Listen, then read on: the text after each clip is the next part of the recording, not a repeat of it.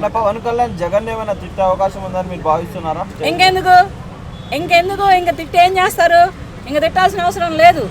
తిట్టడం కూడా వేస్ట్. నన్ను అడిగితే ఒకప్పుడు ఇస్తారు, ఏ జగన్ నిన్ను కనుక పాతాళానికి తొక్కకపోతే నేను పవన్ కళ్యాణ్ కాదు, నా పార్టీ జనసేననే కాదని ఇచ్చినారు ఒక సవాలు.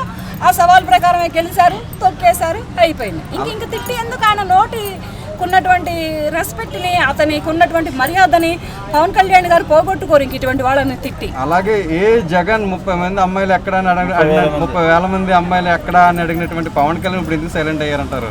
ఎందుకు అవుతారు సైలెంట్ గా ఎందుకు అవుతారయ్యా? దాని గురించి అసలు మాట లేదు కదా వరకు. ఎందుకు రాలేదు? వస్తాయి, ఆగు. ఇదిగో ఇప్పుడు అన్నం పొయ్యి మీద పెట్టగానే ఉడికినీకు కంచంలోకి రాదు. దానికి కూడా టైం పడుతుంది.